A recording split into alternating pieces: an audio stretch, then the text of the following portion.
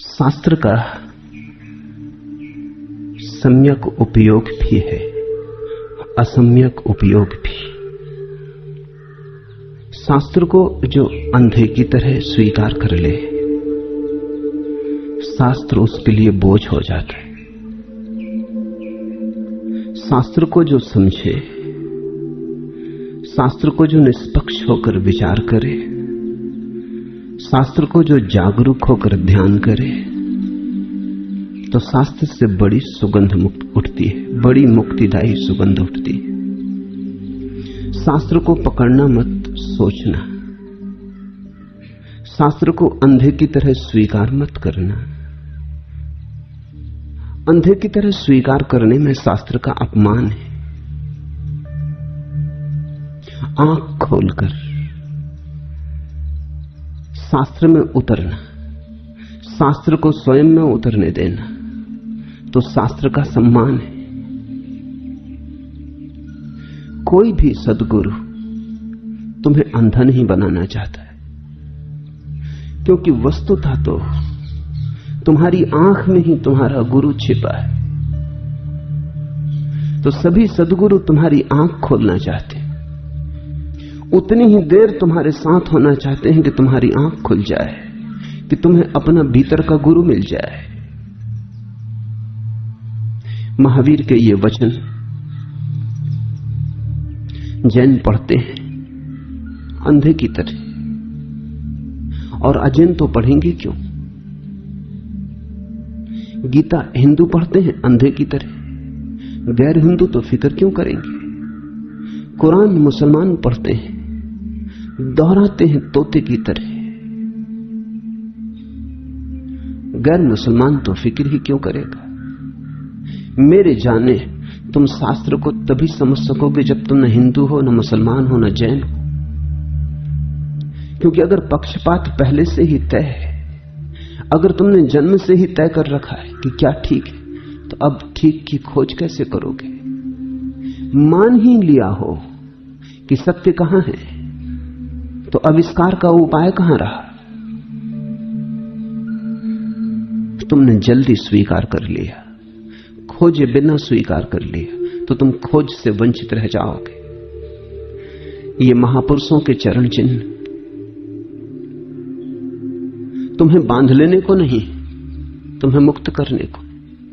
और ये चरण चिन्ह बड़े मिटे मिटे से,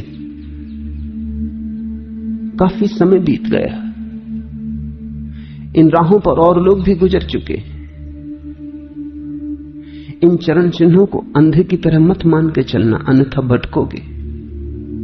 जागना, खोजना, इन चरण चिन्हों में अपने चरणों की गति को खोजना है, अपनी चरणों की शक्ति को खोजना है। कुछ मिटे से नक्शे पा भी हैं जुनूं की राह में, हमसे पहले कोई गुजरा है यहां होते हुए, और सौभाग्यशाली हैं हम कि हमसे पहले लोग यहां गुजरे।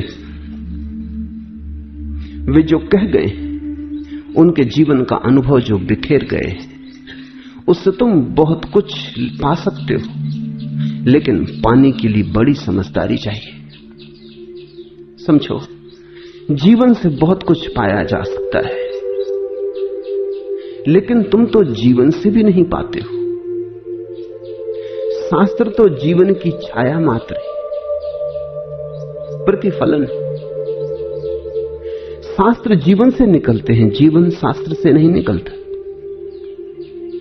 तुम्हें जीवन मिला है, उससे तुम कुछ नहीं पाते, तो बहुत कठिन है कि तुम शास्त्र से कुछ पा सकोगे, क्योंकि मूल से नहीं मिलता कुछ। छाया से क्या मिलेगा? जो जानते हैं, जो जाग के जीते हैं, जो हिम्मत और साहस से जीते, जिनके जीवन का आधार सुरक्षा, सुविधा नहीं है, साहस है, वे जीवन से भी निचोड़ लेते हैं सत्य को, वे शास्त्र से भी निचोड़ लेते हैं सत्य को। जो जाग कर जीते हैं वो तो छाया से भी मूल को खोज लेते हैं, क्योंकि छाया में भी कुछ मिटे से नक्शे पा, कुछ धुंधले हो गए पैरों के चिन्ह हैं। अभागे हैं वे जो जीवन से भी वंचित रह जाते, सौभाग्यशाली हैं वे जो कि शास्त्रों से भी खोज लेते। इधर महावीर के वचनों पर हम चर्चा कर रहे हैं, इसलिए नहीं कि तुम उन्हें मान लो, मानने से कभी कुछ हुआ नहीं। मानना तो कमजोर की आदत है। वो कहता है कौन चले, कौन झंझट करे, ठीक ही कहते होंगे, हम पूजा करने को तैयार हैं, हम शास्त्र को फूल चढ़ा देंगे, कहो शोभा यात्रा निकाल देंगे, लेकिन हमसे जीवन बदलने को मत कहो, वो जरा ज्यादा हो गया। पूजा हमारी तरकीब है शास्त्र से बचने की। मंदिर तुम्हारे धर्म के प्रतीक नहीं, धर्म के साथ तुमने जो चालाकी की है उसके प्रतीक है। मन बड़ा चालाक है। मुल्ला नसरुद्दीन ने अपने नौकर से कहा था कि मेरे जूतों पे पालिश कर दे। अरे फजलू, इतनी देर हो गई और अभी तक मेरे जूतों पे पालिश भी नहीं हो पाया। सरकार, यह दूसरा बूट हाथों में और पहला। नौकर ने कहा उसे इसके बाद हाथ में लूंगा सरकार, पहला दूसरे के बाद। मन बहुत चालाक है, बड़ी तरकीबें खोजता है। ऐसी तरकीबें खोजता है कि दूसरे तो धोखा खाते ही हैं, खुद भी धोखा खा जाता है। इस मन से थोड़े जागना। मन ही तुम्हें मनन नहीं करने देता है, मन ही तुम्हें उतरने नहीं देता। जहां भी जाते हो तुम्हारी गंदी छाया पड़ जाती। शास्त्र पढ़ते हो, तुम्हारी छाया में शास्त्र दब जाता है। शब्द सुनते हो, तुम्हारे पास तक पहुंचते पहुंचते उनका अर्थ रूपांतरित हो जाता है। ये महावीर के वचन बड़े बहुमूल्य। आज के सूत्र तुम्हारे जीवन को बदल देने वाले हो सकते हैं। ये तथ्यगत है। महावीर का कोई रस सिद्धांतों में नहीं है। महावीर कोई दार्शनिक नहीं है। महावीर तो सीधे पथ के वैज्ञानिक खोजी है। इन शब्दों को समझना, मनन करना, बन सके थोड़ा थोड़ा उतारना, क्योंकि उतारोगे तभी इनका अर्थ खुलेगा। इनका अर्थ इनके पढ़ने और इनके सुन लेने में नहीं है, इनका अर्थ इनके साथ थोड़ी देर जीने में है। क्षण भर को भी अगर तुम इनके साथ जिए तो तुम पाओगे इनकी सच्चाई, इनकी गहनता, इनकी गंभीरता। और क्षण भर भी तुम जिए तो ये सत्य तुम्हारे धरोहर हो जाएंगे, ये तुम्हारा हिस्सा हो जाएंगे, ये तुम्हारे खून, हड्डी, मांस, मज्जा में समा जाएंगे। इन्हें समाने देना। पहला सूत्र, ऋण को थोड़ा, घाव को छोटा, आग को तनिक और कसाय को अल्प मानकर मत बैठ जाना, क्योंकि ये थोड़े बढ़ के बड़े हो जाते। ऋण को थोड़ा।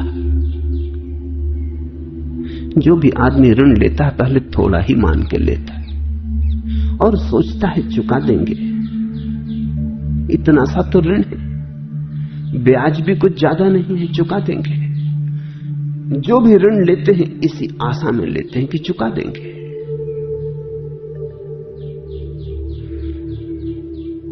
ऋण चुकता नहीं मालूम होता, फिर बढ़ता जाता है। ब्याज घना होता जाता है। ब्याज ही नहीं चुकता, मूल का चुकाना तो बहुत दूर। और ये साधारण जीवन की ऋण की बात तो छोड़ दो, जो जीवन का बहुत गहरा ऋण है वो तो कभी चुकता नहीं मालूम पड़ता। ले सभी लेते, फंस जाते। महावीर कहते हैं सभी ले लेते हैं तो जरूर मन में कोई कारण होगा ले लेने का। सभी सोचते हैं थोड़ा है, थोड़ा श्रम कर लेंगे चुक जाएगा। ऋण को थोड़ा, घाव को छोटा। कितना ही छोटा घाव हो, ये सोच के कि छोटा है क्या फिक्र करनी, बैठ मत जाना, आश्वस्त मत हो जाना, क्योंकि घाव प्रतिपल बड़ा हो रहा है। जिससे छोटा सा बीज बड़ा वृक्ष हो जाता है। बीज को मिटा देना बड़ा आसान था, वृक्ष को काटना बहुत मुश्किल हो जाएगा।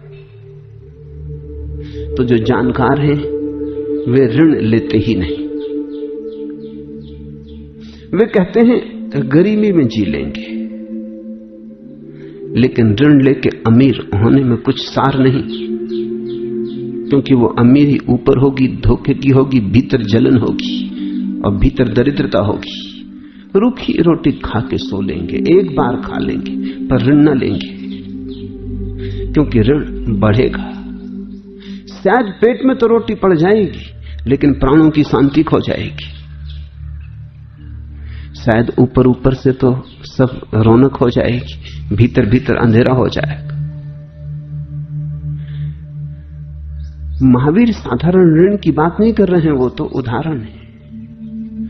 लेकिन जीवन में हम ऐसे बहुत ऋण लिए, हमारा सारा जीवन ऋण से भरा है। महावीर तो कहते हैं परमात्मा से भी मत लेना, लेने की आदत ही मत डालना, क्योंकि आदत बढ़ती है, बीज वृक्ष होता है। आज थोड़ा लोगे, कल और थोड़ा ज्यादा लोगे, परसों और थोड़ा ज्यादा लोगे, भिखमंगे हो जाओगे। यहां तो सम्राट भी भिखमंगे हैं, लेते चले जाते। महावीर कहते हैं ऋण लेना ही मत। और जब बीज की तरह छोटा अंकुर उठे, भीतर भाव उठे, पहली लहर उठे, तभी रोक देना। घाव को छोटा मत मानना, क्योंकि छोटे छोटे घाव बड़े होकर नासूर हो जाते। जो उन्हें प्रथम चरण में रोक देता है वही रोक पाता है। महावीर कहते हैं घाव बड़ा हो जाए फिर चिकित्सा करने की चिंता में पड़ोगे। बड़ी आसानी से घाव को रोका जा सकता है जब वो बहुत छोटा है, या जब अभी पैदा ही नहीं हुआ। पैदा होने के पहले ही मार देना। क्रोध की लहर उठती है, एक घाव उठा आत्मा में। तुम कहते हो आज तो कर लें, कल से न करेंगे। अब आज तो जो हो गया हो जाने दो। क्रोध करके तुम पछताते हो, निर्णय भी लेते हो कल ना करेंगे, लेकिन जब क्रोध उठता है तब तो तुम कर ही लेते हो। और फिर तुम कहते हो तो छोटा सा क्रोध है, कोई युद्ध तो खड़ा नहीं किया, किसी की जान तो ली नहीं, दो कड़े शब्द कह दिए तो क्या बिगड़ गया। और फिर बिना कड़े शब्द कहीं कहीं काम चला है, कहीं संसार चला है। यहां अगर बुद्ध बन के बैठ गए तो लोग बुद्धू समझेंगे। यहां जोर जबरदस्ती की दुनिया है। यहां अगर हमला ना किया तो दूसरे लोग हमला कर देंगे। यहां अगर किसी ने आंख दमकाई और उसको जवाब ना दिया तो सभी लोग आंख दमकाने लगेंगे। फिर तो जीना मुश्किल हो जाएगा। तुम बहाने खोज लेते हो, तुम तरकीबें खोज लेते हो, फिर तुम कहते हो इतना सा तो है, इसमें क्या बिगड़ जाएगा। कौन महानरक हुआ जा रहा है, कौन सा महापाप हुआ जा रहा है। छोटा है, क्षमा मांग लेंगे, प्रार्थना कर लेंगे, गंगा स्नान कराएंगे, पूजा कर लेंगे, दान कर देंगे, कुछ कर लेंगे, लेकिन अभी तो कर लो। घाव को छोटा, आग को तनिक, छोटी सी चिंगारी महलों को जला देती और कसाय को अल्पमान। क्रोध है, लोभ है, माया मोह है, कसाय। कसाय शब्द महावीर का बड़ा बहुमूल्य है। जिससे तुम कसे हो, जिससे तुम बंधे हो, जो तुम्हारा बंधन है। जैसे हिंदू शास्त्र में पशु शब्द है, जो पशु का अर्थ है वही जैन शास्त्रों में कसाय का अर्थ है। पशु का अर्थ होता है जो पास में बंधा है। पशु यानी पास में बंधा, बंधन में पड़ा। पशु का अर्थ सिर्फ जानवर नहीं, पशु का अर्थ है जो बंधा है, चारों तरफ जिसकी जंजीरें। जो बंधा है वो पशु, जो मुक्त हुआ वही मनुष्य है। तो सभी मनुष्य दिखाई पड़ने वाले लोग मनुष्य नहीं। काश मनुष्यता इतनी सस्ती होती कि दिखाई पड़ने से मिल जाती। नहीं, जिनके बंधन गिर गए, जिन्होंने अपनी पशुता काट दी, पास काट डाले, जो मुक्त हुए वही मनुष्य। जो मनन को उपलब्ध हुए वही मनुष्य, जो मनु बने वही मनुष्य। जैनों का शब्द कसाय वही अर्थ रखता है, जो बांध ले, कस दे, जो बांधती चली जाए और तुम सिकुड़ते जाओ और छोटे होते जाओ और बंधन बोझिल होते चले जाएं। कसाय को अल्पमान, विश्वस्त होकर मत बैठ जाना। अल्पता तो धोखा है। ये तो तरकीब है कसाय की तुम्हारे भीतर प्रवेश की। ये तो बीमारी का उपाय है तुम्हारे भीतर घर बनाने का। ये तो बीज का ढंग है पृथ्वी के गर्भ में प्रवेश करने का। तुम थोड़ा सोचो कि बीज बहुत बड़ा होता, असंभव था वृक्षों का होना। उतना बड़ा बीज पृथ्वी में प्रवेश कैसे करता है?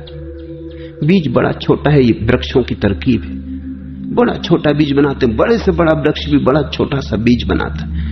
कोई भी रंध्र, कोई भी जरा सा छेद पाके घुस जाएगा पृथ्वी में। पृथ्वी को पता भी ना चलेगा। लेकिन अगर जितने बड़े वृक्ष इतने ही बड़े उनके बीज होते तो वृक्ष खो जाते। कहां से पृथ्वी में प्रवेश होता? इतनी बड़ी रंध्रें, इतने बड़े छिद्र कहां खोजते?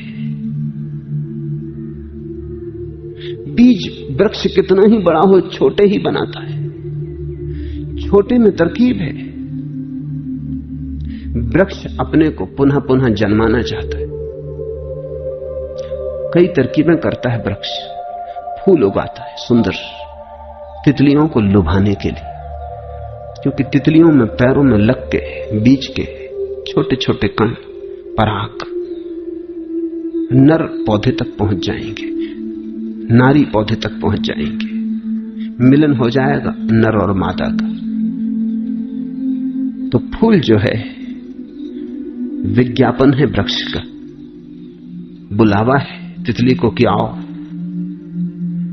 तितली से प्रयोजन नहीं है तितली के पैरों में पराग लग जाए तो नर मादा को खोज ले, मादा नर को खोज ले, तो बीज निर्माण हो, तो संतति आगे बढ़े। सेमर के फूल देखे, बीज के पास रुई को पैदा करते, क्योंकि सेमर बड़ा वृक्ष है। अगर बीज नीचे ही गिरे तो वृक्ष की छाया के कारण बड़े ना हो पाएंगे। वृक्ष बड़ी होशियारी कर रहा है, वो साथ में रुई पैदा कर रहा है। तुम्हारे तकियों के लिए नहीं, अपने बीज को हवा की यात्रा पर भेजने को, ताकि बीज दूर चला जाए, नीचे ना गिरे। ठीक वृक्ष के नीचे गिर जाएगा तो मर जाएगा। इतने बड़े वृक्ष की छाया में कैसे पनपेगा, कैसे बड़ा होगा? धूप न मिलेगी, पानी न मिलेगा, क्योंकि बड़ा वृक्ष सब पी जाएगा, पूरी भूमि को निचोड़ लेगा। ये छोटे छोटे बीज तो मर जाएंगे। इन बेटे बेटियों के लिए वो थोड़ी सी रुई पैदा करता है। रुई के बहाने हवा पे तिर जाते, हवा के झोंके में दूर निकल जाते, कहीं दूर जाके जमीन खोज लेंगे, फिर वहां वो भी बड़े होके खड़े हो जाएंगे। काम, क्रोध, लोभ, मोह भी बीज की तरह तुम्हारे मन की भूमि में आते। इसलिए महावीर का सूत्र बड़ा बहुमूल्य है। वो ये कहते हैं, छोटे मान के मत सोच लेना कि क्या क्या बिगड़ता है। जरा सा बच्चे पे क्रोध कर लिया, क्या हर्ज? अपना ही बच्चा है, उसके ही सुधार के लिए क्रोध कर रहे हैं। और फिर क्रोध जरा सा है, एक चांटा भी मार दिया तो क्या, अपना ही तो है। ऐसे छोटे छोटे बहाने खोज के क्रोध प्रवेश करता है, माया प्रवेश करती, मोह प्रवेश करता, लोभ प्रवेश करता है। आदमी कहता कोई ज्यादा तो मैं मांग नहीं रहा, थोड़ा सा ही मांग रहा हूं। इस संसार में तो इतनी इतनी वासनाओं भरे लोग हैं, मैं तो कुछ मांगता नहीं। परमात्मा एक छोटा सा मकान मानता हूं, छोटी सी घर गृहस्थी हो, सुख शांति हो। छोटा मिल जाएगा तब तुम बड़ा मांगना शुरू करोगे, क्योंकि छोटा मिलते ही इतना छोटा हो जाएगा कि तुम्हारी वासना उसमें समा ना सकेगी। फिर तुम कहोगे और, फिर तुम कहोगे और। बीज की तरह जो प्रवेश हुआ था वो जल्दी ही वृक्ष की तरह पनपने लगेगा। और बीज की तरह जिसे मिटाना अति सुगम था, फिर वृक्ष को काटना मुश्किल हो जाएगा, क्योंकि इस वृक्ष की शाखाएं तुम्हारी आत्मा में फैल जाएंगी। फिर इस वृक्ष को उखाड़ने में तुम्हें लगेगा तुम्हारे प्राण उखड़े। तुम जरा जीर्ण होने लगोगे।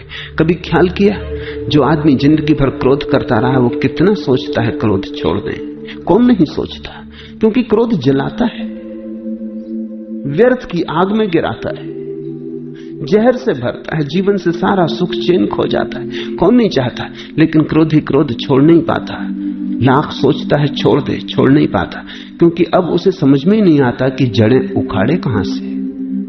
अब तो उसे ऐसा भी डरने लगने लगता है कि मैंने सदा ही क्रोध ही तो किया है, क्रोध ही तो मेरा होना है।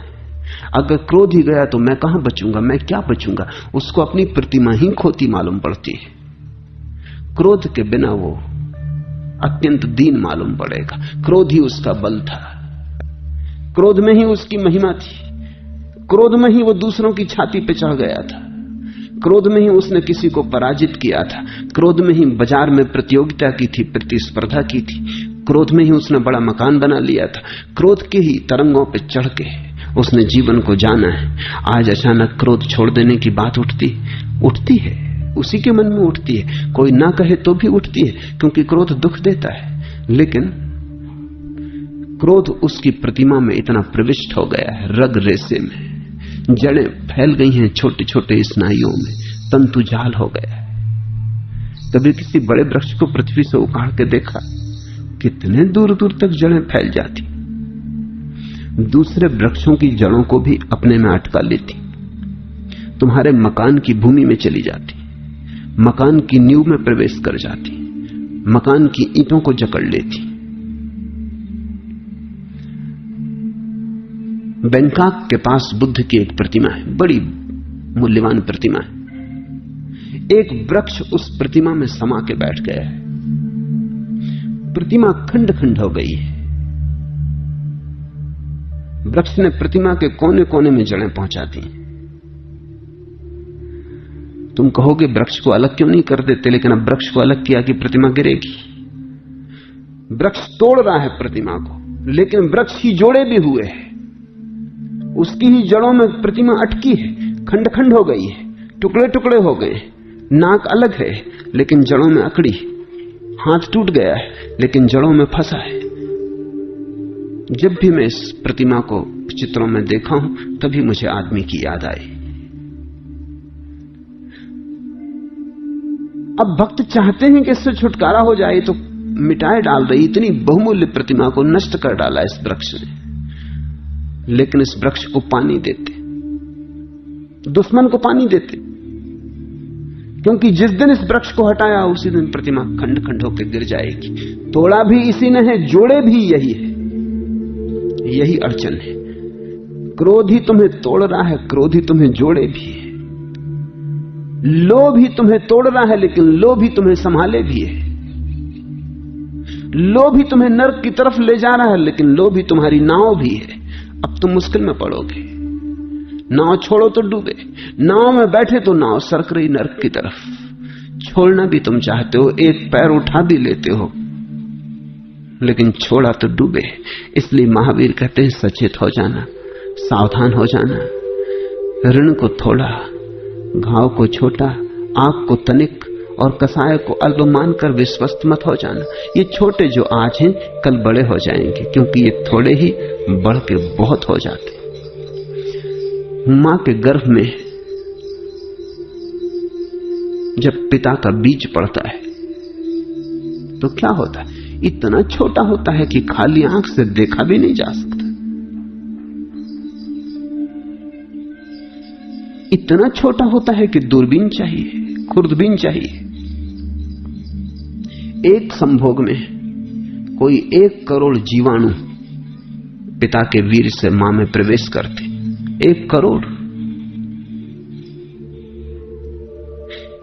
वीर की एक बूंद में लाखों होते, इतने छोटे।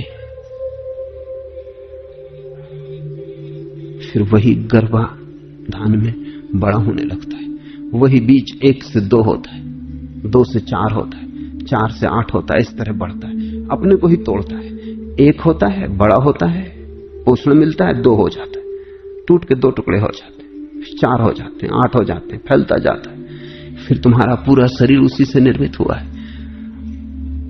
कोई 7 अरब जीवाणु तुम्हारे शरीर में 1 से शुरू हुए 7 अरब तक पहुंच गए और बहुत जल्दी पहुंच जाते हैं। दिन दूने रात चौगने होते चले जाते हैं। जो आंख से नहीं दिखाई पड़ता था वही आज तुम्हारा मित्र होगा, तुम्हारा भाई होगा, तुम्हारा बेटा होगा, तुम्हारी पत्नी, तुम्हारी प्रेयसी। जो अदृश्य था, जिसको देखने के लिए खुर्दबीन चाहिए थी, इतना छोटा इतना बड़ा हो जाता। फैलाव प्रकृति का नियम। यहां किसी भी चीज को जगह दी वो फैलेगी। फैलना स्वभाव है। इसलिए तो हिंदू विश्व को ब्रह्म कहते। ब्रह्म यानी जो फैलता चला जाता है, जो जानता ही नहीं कैसे रुके, जो फैलता ही चला जाता है। अनंत जिसका विस्तार है, जिसके फैलाव की कोई सीमा नहीं। यहां छोटी सी चीज पकड़ो, जल्दी ही बड़ी होने लगती है।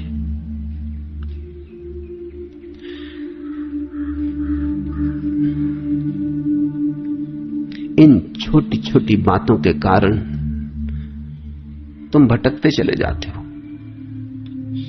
कभी कभी तुम्हें ख्याल भी नहीं होता तुम जरूरी काम से जा रहे थे। मां बीमार पड़ी थी और तुम उसके लिए दवा लेने जा रहे थे और किसी आदमी ने रास्ते में गाली दे दी। भूल गए मां, भूल गए दवा, भूल गए इलाज, चिकित्सा। उससे झगड़ने खड़े हो गए। पहले इससे निपटारा कर लेना, चाहे इसमें मां मर जाए, लौट के घर आओ और पाओ कि मां जा चुकी, फिर चाहे पछताओ। लेकिन क्षुद्र भी, अति क्षुद्र भी, अति व्यर्थ भी जब आता है तुम्हारी आंखों में तो तुम्हें परिपूर्ण घेर लेता है। इसी तरह तो मंजिल खोती चली गई है। तुम बिल्कुल हवा की तरंगों में भटकते लकड़ी के टुकड़े हो। जहां हवा आ जाती है, जहां पानी की तरंग ले जाती है, वहीं चल पड़ते हो। तुम संयोगिक हो गए हो, एक्सीडेंटल। तुम्हारे जीवन में कोई दिशा नहीं है, कोई बढ़ाव, कोई विकास, कोई गंतव्य, कोई मंजिल। कहां तुम जा रहे हो, क्यों तुम जा रहे हो, कुछ भी नहीं है। आकस्मिक घटनाएं, दुर्घटनाएं तुम्हारे जीवन की निर्णायक हो गई। कुछ भी उठाता है जिससे तुम्हारी कोई संगति नहीं, तुम वो करने में लग जाते। मैं विश्वविद्यालय में भर्ती होने गया। तुम अपना फॉर्म भर रहा था, मेरे पास ही एक लड़का खड़ा था, वो भी भर्ती होने आया था। उसने मेरे फॉर्म में देखा, उसने कहा तो आप दर्शन शास्त्र ले रहे हैं तो मैं भी लूंगा। मैंने कहा तो रुक, तुझे से क्या प्रयोजन है? ये बिल्कुल संयोगिक है कि मैं यहां खड़ा अपनी दरखास्त भर रहा हूं, तू भी भर रहा है। मेरी दरखास्त को एक तो देखने की कोई जरूरत नहीं, देख भी ली तो तुझे कोई विषय इसलिए लेने की जरूरत नहीं, न तू मुझे जानता है।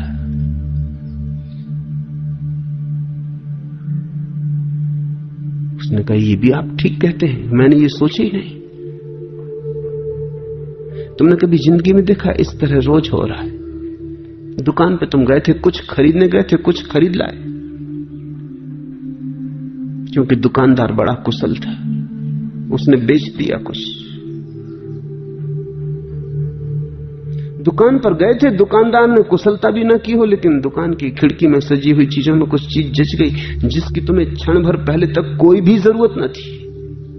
क्षण भर तक पहले तुम्हें सपना भी ना आया था उसका, लेकिन बस आंख में पड़ गई, सरक गए तुम। शायद जरूरी काम छोड़ के जो तुम लेने गए थे कुछ और लेके आ जाओ। तुम जो लेने जाते हो वही लेके लौटते हो। पश्चिम में मनोविज्ञान इस पर बड़ी खोज करता है कि लोग क्या खरीदते, और उन्होंने बड़ी तरकीबें खोजी और बड़े हैरानी के निष्कर्ष हाथ लगे। एक उपन्यास बिकता नहीं था, छप गया और बिका नहीं। विशेषज्ञों से सलाह ली गई, उसने कहा इस किताब का नाम बदल दो, नाम ठीक नहीं, नाम खींचता नहीं। नाम बदल दिया, किताब बिकी, ऐसी बिकी, लाखों की प्रतियों में बिकी। साल भर से छपी पड़ी थी, कोई खरीदने वाला न था। किताब वही की वही, सिर्फ नाम बदलने से कुछ भी नहीं बदला, एक शब्द भीतर नहीं बदला है, सिर्फ कवर खोल बदल गई और किताब बिकने लगी। मनोवैज्ञानिकों ने हिसाब लगाया है कि चीजें बेचते हैं तो डब्बे का रंग क्या होना चाहिए, क्योंकि उन्होंने सब रंगों के डब्बे रख के देखे। स्त्रियां खरीदने आती हैं तो वो हिसाब लगाते हैं कि कौन से रंग से ज्यादा आकर्षित होती। कुछ रंग हैं जिनकी तरफ कोई ध्यान ही नहीं देता। अगर उस रंग का डब्बा तुमने अपनी चीज को बेचने के लिए बना लिया है तो तुम्हारा दिवाला निकलेगा। अब रंग से भीतर की चीज का कोई भी संबंध नहीं, लेकिन लोग संयोगिक हैं, लोग एक्सीडेंटल हैं। रंग उन्हें पहले खींचता है। डब्बा खाली हो तो भी चलेगा, लेकिन रंग आंख को खींच लेता है। कितनी ऊंचाई पर दुकान पर डब्बा होना चाहिए तब आंख जल्दी पकड़ में आती? 5 फीट तो ठीक आंख की सीध में होता है। लोग ऐसे अलाल हैं कि आंख भी ऊपर उठा के कौन देखता अगर जरा डब्बा ऊपर रखा हो या डब्बा बहुत नीचे रखा हो। तो अब तो विशेषज्ञ हैं इस संबंध में, जो बताते हैं कि तुम जब कोई चीज बना के बाजार में बेचो तो डब्बे का रंग क्या हो, कितने बड़े अक्षरों में नाम हो, कितनी ऊंचाई पर दुकान में रखा जाए, कितनी दूरी पर ग्राहक खड़ा हो, तो काउंटर कितने फासले पर बनाया जाए, बेचने वाला क्या कहे, कैसे शब्दों का उपयोग करे। क्योंकि जरा जरा सी बात, एक भिखमंगा एक घर में भीख मांगने गया, सुंदर है, स्वस्थ है, जवान है। महिला बाहर निकली और उसने कहा कि जवान हो, स्वस्थ, सुंदर हो, कोई काम क्यों नहीं करते? जिंदगी में सफल हो सकते हो, भीख मांगने की जरूरत क्या है?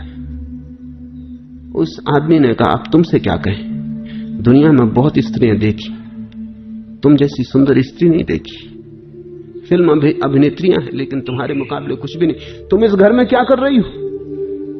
तुम तो फिल्म अभिनेत्री हो सकती थी। उस स्त्री ने कहा, रुक रुक, मैं अभी तेरे लिए भोजन लाती हूं।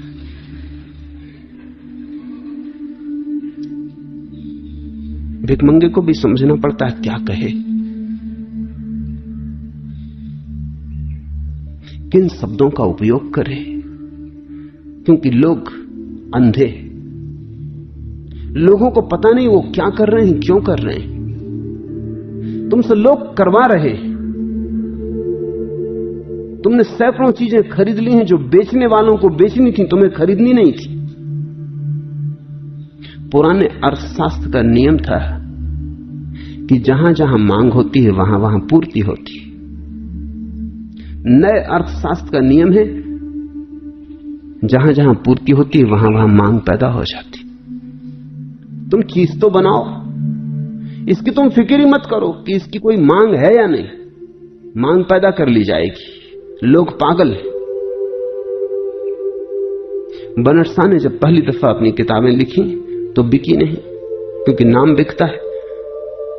कोई नाम तो था नहीं, कोई जानता तो था नहीं बनट शाह को। तो क्या किया उसने? वो खुद ही चक्कर लगा के किताबों की दुकानों पर जाता था पूछने, जहाज बनट शाह की किताब है? दुकानदार पूछता, कौन जहाज बनट शाह? अरे तुम्हें जहाज बनट शाह का पता नहीं? क्या खाक किताबों का धंधा करते हो? इस नाम की किताब छपी। ऐसा वो खुद ही दुकानों पे चक्कर लगाता, पता बताता, उनको तरकीब से समझाता। और जब उसने अपने मित्रों को भी कह दिया कि तुम जब निकलो कहीं से, कोई विशेष रूप से जाने की जरूरत नहीं, लेकिन रास्ते में अगर किताब की दुकान पड़ जाए, इतनी कृपा मुझ पर करना, पूछ लेना जहाज बनट शाह की फला फला किताब है। जब दुकानदार, कई ग्राहक आने लगे, रोज आने लगे, तो है कौन जहाज बनट शाह? दुकानदारों ने पता लगाया, किताबें खरीद के लाए। जहाज बनट शाह ने कहा, ऐसे मेरी किताबों का बिकना शुरू हुआ। चीज होनी चाहिए,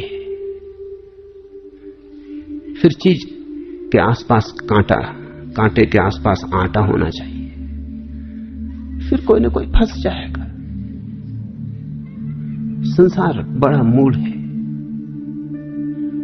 तुम जरा जागो, महावीर का इतना ही प्रयोजन है कि तुम जरा जागो, अन्यथा ऐसे तो ये रास्ता बड़ा ही होता चला जाएगा, इसका कोई अंत ना होगा। अजल से घर में सफर हूं, मगर मुझे अब तक बिछड़ गया था मैं जिससे वो कारवां न मिला। तुम अपने स्वभाव से छूट गए हो, संयोग में उलझ गए हो। बिछड़ गया था मैं जिससे वो कारवां न मिला। अजल से घर में सफर हूं, मगर मुझे अब तक शुरू से, जगत के प्रारंभ से खोज रहा हूं अपने को, और मिल नहीं पाता हूं, क्योंकि और दूसरी चीजें बीच में मिल जाती हैं जो अटका लेती। कभी धन, कभी पद, कभी प्रतिष्ठा, कभी यश, कभी रूप, कभी रंग, कभी शब्द, कभी गंध। इंद्रियों के हजार जाल हैं, कोई ना कोई मिल जाता है, अपने घर तक पहुंच ही नहीं पाते। कोई ना कोई अटका लेता है। ध्यान रखना, कोई तुम्हें अटकाता नहीं, तुम अटकने को तैयार ही बैठे हो। कोई ना भी अटकाए तो अटकने की कोई तरकीब खोज लोगे। छोटे को छोटा मत मानना, सब चीजें बड़ी। सत्य का खोजी जीवन की रत्ती रत्ती का होश रखता है, सब चीजें बड़ी। वही करता है जो करना जरूरी है, उसी तरफ जाता है जहां जाना जरूरी है। व्यर्थ को काटता है ताकि सार्थक ही बचे। जो नहीं करना है उसे नहीं ही करता है।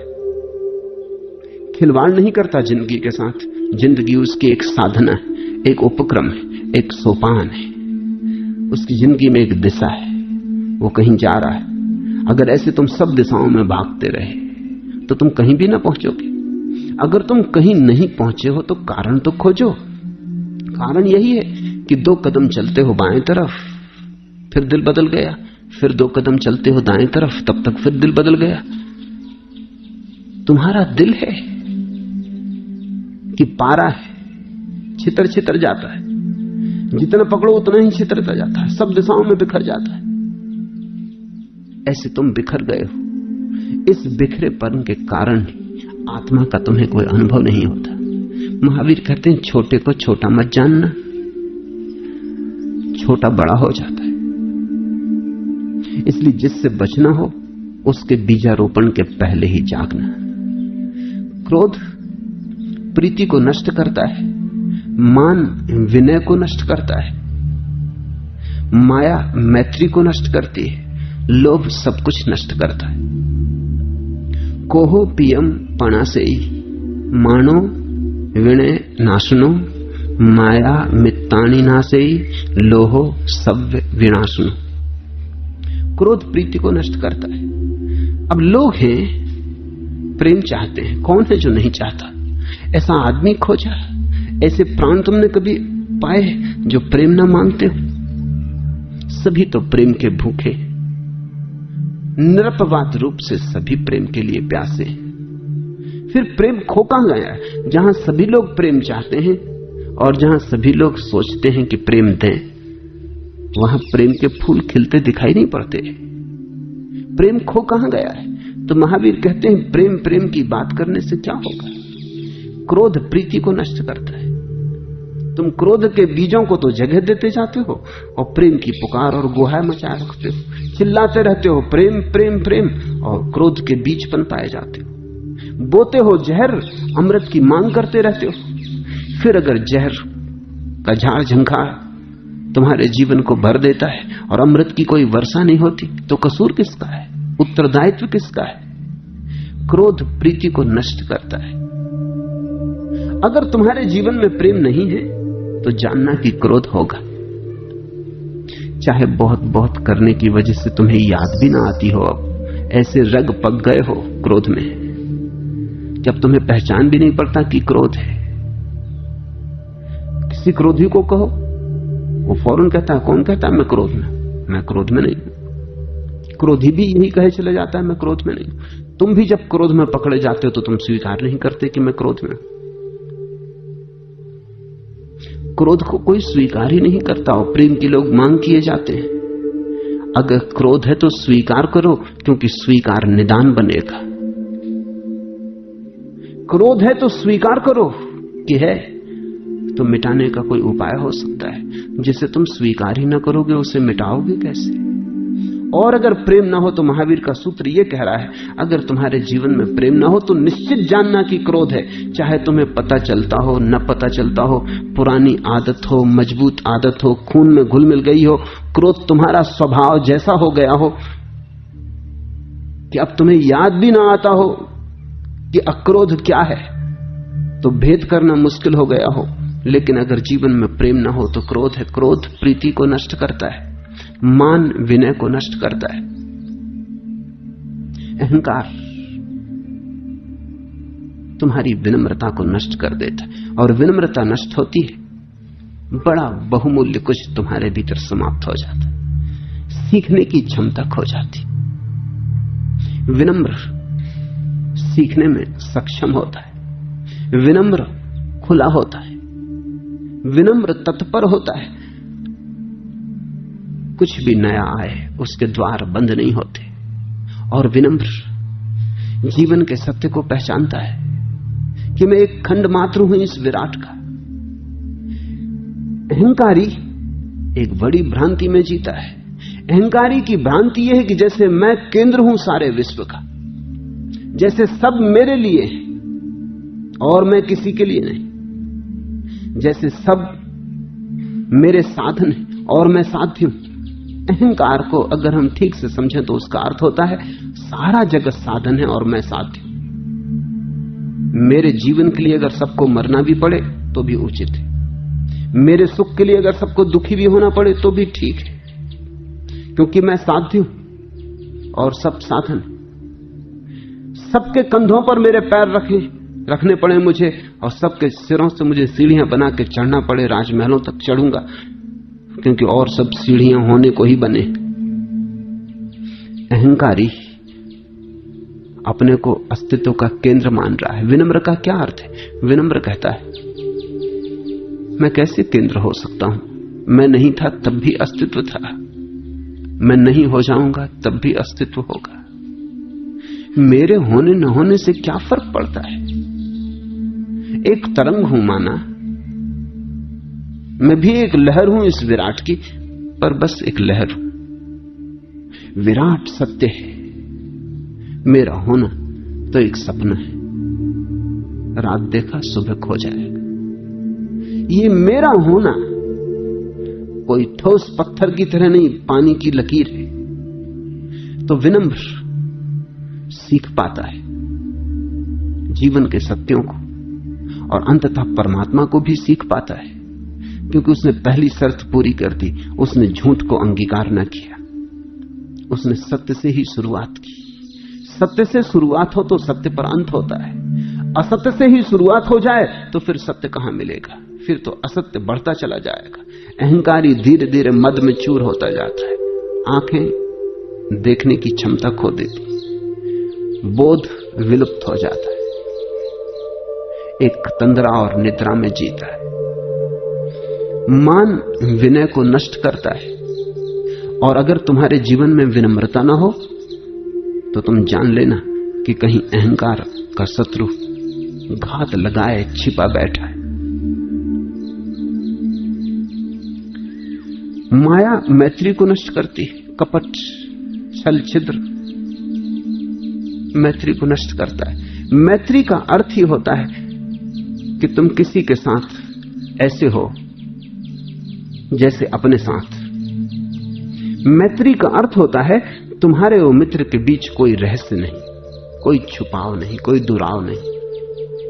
मैत्री का अर्थ होता है तुम अपने को अपने मित्र के सामने बिल्कुल नग्न करने में समर्थ हो। तुम जानते हो, तुम्हें भरोसा है प्रेम का, तुम जानते हो कि तुम जैसे हो तुम्हारा मित्र तुम्हें स्वीकार करेगा। उसका प्रेम बेशर्त है। अगर मित्र से भी तुम्हें कुछ छिपाना पड़ता हो तो तुम मित्र को भी शत्रु मान रहे हो। मैकियावेली ने लिखा है, ठीक महावीर से उल्टा है मैकियावेली, इसलिए महावीर को समझना हो तो मैकियावेली को भी समझना उपयोगी होता है। मैकियावेली ने लिखा है, मित्र से भी ऐसी बात मत कहना जो तुम शत्रु से न कहना चाहते हो, क्योंकि कौन जाने जो आज मित्र है कल शत्रु हो जाए, फिर तुम पछताओगे। कि अच्छा होता इससे ये बात न कही होती। मैकियावेली ये कह रहा है कि तुम मित्र के साथ भी ऐसा ही व्यवहार करना जैसा तुम शत्रु के साथ करते हो, क्योंकि मित्र यहां शत्रु भी हो जाते। महावीर से पूछो तो महावीर कहेंगे मित्र की तो बात ही छोड़ो, तुम शत्रु के साथ भी ऐसा व्यवहार करना जैसा मित्र के साथ करते हो, क्योंकि कौन जाने जो आज शत्रु है कल मित्र हो जाए। तो ऐसी कुछ बातें मत कह देना जो कल फिर लौटाना बड़ा मुश्किल हो जाए, फिर थूके को चाटने जैसा होगा। जिससे दुश्मनी है उसको हम ऐसी बातें कहने लगते हैं जो बिल्कुल अतिशयोक्तिपूर्ण, कहते हैं राक्षस। कल तक नर में छिपा नारायण था, आज राक्षस। लेकिन कल अगर ये मैत्री फिर बनी तो फिर कहां मुंह छिपाओगे, फिर कैसे लौटाओगे, फिर कैसे कहोगे कि ये नर में नारायण फिर राक्षस नहीं। महावीर कहते हैं मैत्री को तुम आधार मान के चलना। जो आज मित्र है वो तो मित्र है ही, जो आज नहीं है वो भी हो सकता है कल मित्र हो जाए, जो आज शत्रु है वो भी मित्र हो सकता है। और महावीर की बात मानकर जो चलेगा धीरे धीरे पाएगा उसके शत्रु मित्र हो गए, और मैकियावेली की जो मान के चलेगा वो पाएगा उसके मित्र धीरे धीरे शत्रु हो गए, क्योंकि तुमने कभी उनसे मित्र जैसा व्यवहार ही नहीं किया। अगर मित्र से भी छिपाना पड़े, इसी को महावीर माया कहते। माया मैत्री को नष्ट करती। माया का अर्थ है सच न होना, माया का अर्थ है धोखे देना, माया का अर्थ है जो तुम नहीं हो वैसे दिखाना, माया का अर्थ है प्रामाणिक न होना, माया का अर्थ है प्रवंचना, माया का अर्थ है दिखावा, धोखा। आंख में आंसू भरे थे लेकिन मुस्कुराने लगे, तो ये मैत्री न हुई। मित्र के सामने तो हम रो भी सकते हैं, और किसके सामने रोओगे? अगर मित्र के सामने भी नहीं रो सकते तो फिर और कहां रोओगे? मित्र के सामने तो हम अपना दुख, पीड़ा, दैन्य सभी कुछ प्रकट कर सकते हैं। मित्र के सामने तो हम अपना कलुष, अपना पाप, अपना अपराध सभी प्रकट कर सकते हैं, क्योंकि हम जानते हैं प्रेम का भरोसा है, उस प्रेम की छाया में सब स्वीकार है, क्योंकि मित्र ने हमें चाहा है, किन्हीं कारणों से नहीं, अकारण चाहा है, तो किन्हीं कारणों से टूटेगी नहीं मैत्री। ऐसा नहीं है कि मित्र देख लेगा कि अरे तुमने और ऐसा पाप किया, दोस्ती खत्म। नहीं, मित्र तुम्हारे पाप के प्रति भी करुणा का भाव रखेगा। वो कहेगा सभी से होता है, मनुष्य मात्र से होता है। मित्र तुम्हें समझने की कोशिश करेगा, मित्र तुम्हारी निंदा नहीं करेगा, जरूरत होगी तो आलोचना करेगा, निंदा नहीं। लेकिन आलोचना भी इस ख्याल से करेगा कि श्रेष्ठतर का आगमन हो सके।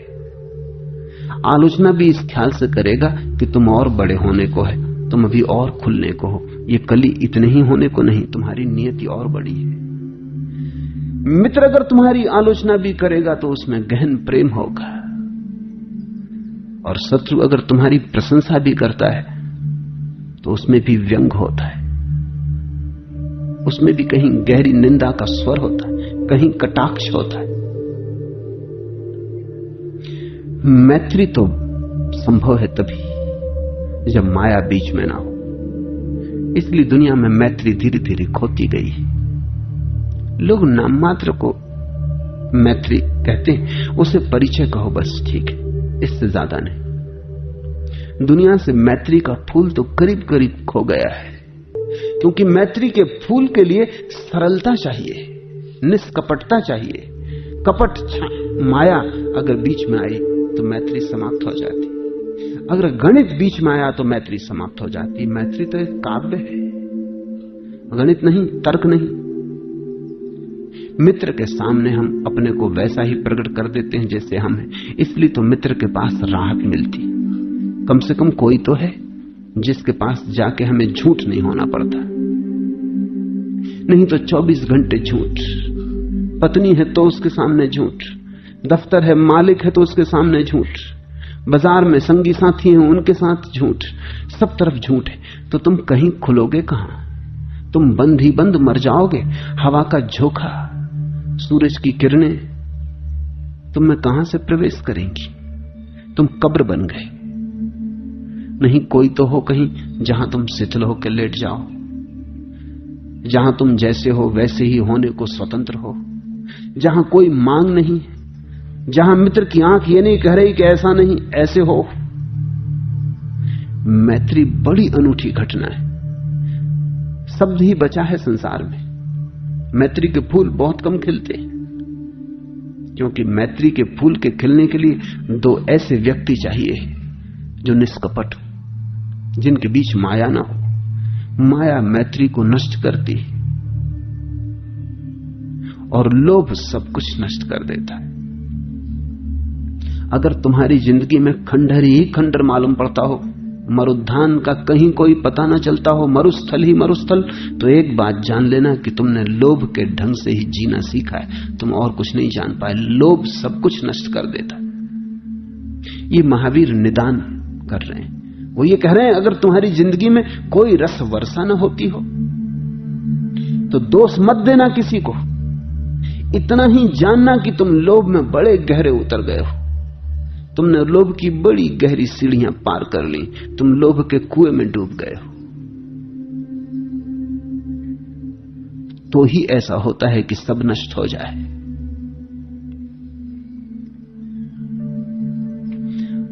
उसने मनसाए इलाही को मुकम्मिल कर दिया, अपनी आंखों पर जिसने लिए मोहब्बत के कदम।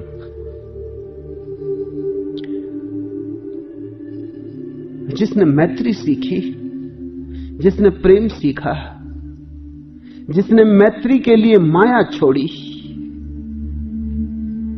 जिसने प्रेम के लिए क्रोध छोड़ा, जिसने विनय के लिए मान छोड़ा और जिसने जीवन को सृजनात्मक गति देने के लिए लोभ से विदा ली,